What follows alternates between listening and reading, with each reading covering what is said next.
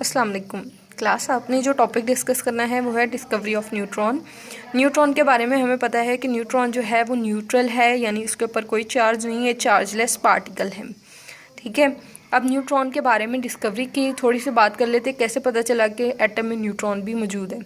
ठीक है, स्टार्ट में यही समझा जाता था कि सिर्फ एटम में जो है वो इलेक्ट्रॉन और प्रोटॉन है, उसके अलावा इसके अंदर कुछ भी नहीं है। लेकिन रदरफोर्ड ने बताया कि नहीं, आप गलत कह रहे हो कि न्यूट्रॉन जो आपका एटम है उसमें कुछ ऐसे पार्टिकल्स भी हैं जिनका मास जो है वो इक्वल है प्रोटॉन के मास से।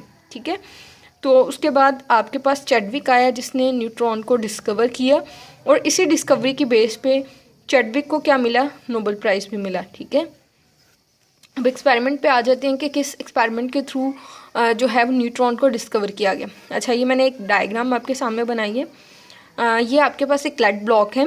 लेड ब्लॉक क्या होता है कि जिसमें आप रेडियो एक्टिव मटीरियल रखते हो। रेडियो एक्टिव मटीरियल मतलब जिसमें से रेडिएशन इमिट होती हैं। ठीक है, रेडियो एक्टिव क्या है, जिसमें से रेडिएशन इमिट होती है, उसको आप लोग रेडियो एक्टिव का नाम देते हो। तो लेड ब्लॉक जो है वो स्पेशली डिज़ाइन किया जाता है किसी भी रेडियो एक्टिव मटीरियल को रखने के लिए, रिटेन करने के लिए। तो इस लेड ब्लॉक में क्या है, अल्फ़ा पार्टिकल्स हैं। ठीक है, इसमें क्या है, सोर्स ऑफ अल्फ़ा पार्टिकल्स रखे गए हैं।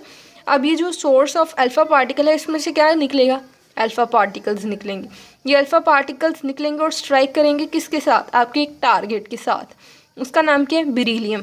ठीक है, आपके अल्फ़ा पार्टिकल स्ट्राइक करें आपके टारगेट के साथ। कौन सा टारगेट, बेरिलियम टारगेट के साथ स्ट्राइक करते हैं। फिर जैसे ही अल्फ़ा पार्टिकल बेरिलियम टारगेट के साथ स्ट्राइक करते हैं तो आपके पास न्यूट्रॉन प्रोड्यूस होते हैं। ठीक है, ये न्यूट्रॉन जाके कहाँ पे, अब आपको कैसे पता चलेगा कि न्यूट्रॉन आ चुके हैं, न्यूट्रॉन बन चुके हैं। तो आपने एक चार्ज डिटेक्टर रखा हुआ है जो कि डिटेक्ट करेगा कि हाँ वाकई ही न्यूट्रॉन बन चुके हैं। ठीक है, ये आपके एक्सपेरिमेंट है। इस एक्सपेरिमेंट में क्या करना है, आपने एक लेड ब्लॉक लेना है। उस लेड ब्लॉक में आपने कोई source of radio active material like alpha particle का सोर्स रखना है। वो सोर्स क्या करेगा, अल्फ़ा पार्टिकल एमिट करेगा। वो अल्फ़ा पार्टिकल बेरिलियम टारगेट के साथ जाके स्ट्राइक करेंगे। बेरिलियम टारगेट के साथ स्ट्राइक करने के बाद क्या होगा, वहाँ से न्यूट्रॉन निकलेंगे।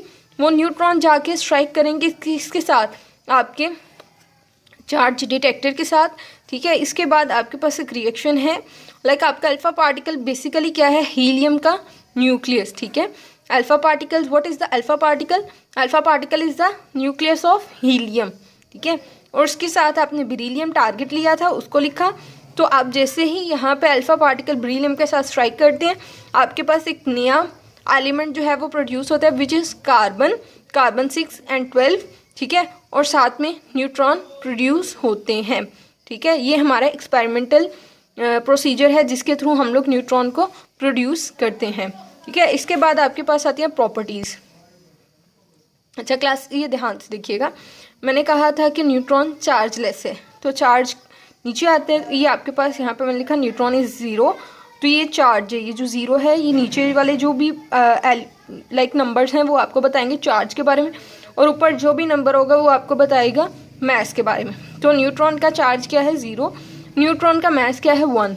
ठीक है, अब जैसे ही न्यूट्रॉन क्या करते हैं, न्यूट्रॉन ब्रेक करता है, डिके होता है किसमें, प्रोटॉन में।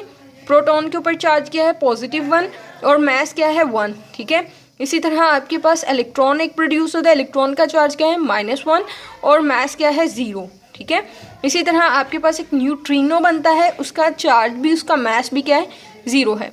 तो जब न्यूट्रॉन डिके करता है तो वो क्या क्या बनाता है, प्रोटॉन बनाता है, इलेक्ट्रॉन बनाता है और न्यूट्रिनो बनाता है। ठीक है, इसी तरह आपके पास नेक्स्ट जो करेक्टर है वो कहते हैं neutron can't ionise the gas. ठीक है, न्यूट्रॉन आयोनाइज नहीं कर सकता गैस को, यानी गैस के मॉलिक्यूल को आयन में कन्वर्ट नहीं कर सकता।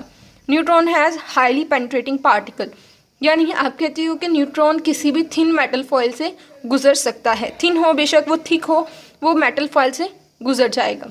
ठीक है, आप कहते हो कि न्यूट्रॉन जो है वो एक्सपेल कर रहा है हाई प्रोटॉन को। हाई प्रोटॉन मतलब जिसका मास बहुत ज़्यादा होगा, उस प्रोटॉन को एक्सपेल करते हैं फ्रॉम द पैराफिन। पैराफिन का मतलब होता है जो लीस्ट रिएक्टिव मटेरियल होता है, उसको आप पैराफिन कह रहे होते हो। वाटर से, पेपर सेलुलोज से। ठीक है, ये प्रोटॉन एक्सपेल कहाँ से कर रहे हैं, पैराफिन से, वाटर से और पेपर सेलुलोज से।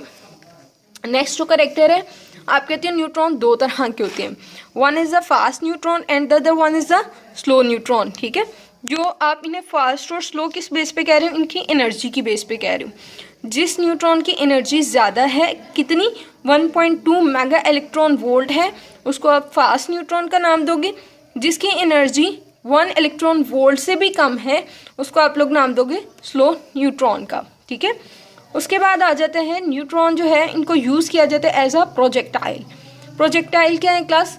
प्रोजेक्टाइल कोई फास्ट मूविंग पार्टिकल को आप लोग प्रोजेक्टाइल कहते हो। ठीक है, अब आपने कहा था न्यूट्रॉन दो किस्म के हैं, फास्ट भी हैं और स्लो भी हैं। तो कौन से न्यूट्रॉन जो हैं उनको प्रोजेक्टाइल के तौर पर इस्तेमाल किया जाता है? तो फास्ट न्यूट्रॉन जो हैं उन्हें आप लोग प्रोजेक्टाइल के तौर पर इस्तेमाल करते हो। ठीक है, इसके बाद यहाँ पे एक एग्जांपल कोट की हुई है न्यूट्रॉन की, जो कि प्रोजेक्टाइल के तौर पर इस्तेमाल होंगे। लाइक आपके पास एक नाइट्रोजन है, नाइट्रोजन पे आपने फास्ट न्यूट्रॉन बम्बार्ड किया तो आपके पास बना बोरॉन और साथ में हीलियम यानी अल्फा पार्टिकल प्रोड्यूस होगा। ठीक है, इसी तरह आपके पास स्लो मूविंग इलेक्ट्रॉन जो है वो अगर देखो फास्ट मूविंग जो थे जो एक्ट करें प्रोजेक्टाइल के तौर पे, वो क्या प्रोड्यूस करेंगे? Alpha particle. ठीक है, और जो स्लो मूविंग है वो प्रोड्यूस करेंगे गैमा रेडिएशन को। ठीक है, अल्फा पार्टिकल भी रेडियो एक्टिव है, गैमा भी रेडियो एक्टिव है। ठीक है, तो आपने यहाँ पे अब देखें कॉपर 6529 है, इसके ऊपर आपने न्यूट्रॉन स्लो न्यूट्रॉन को बम्बार्ड कराया तो आपके पास कॉपर 6629 और साथ में HBU यानी कोई गैमा रेडिएशन एमिट हुई है। फिर आपके पास इसी कॉपर को अगेन आगे ये डिकम्पोज होगा, जिंक बनेगा और साथ में एक इलेक्ट्रॉन प्रोड्यूस होगा। ठीक है क्लास यहीं तक है न्यूट्रॉन का टॉपिक। अगर कोई परेशानी हुई तो आप लोग मुझसे पूछ लेना। ठीक है, अल्लाह हाफिज़।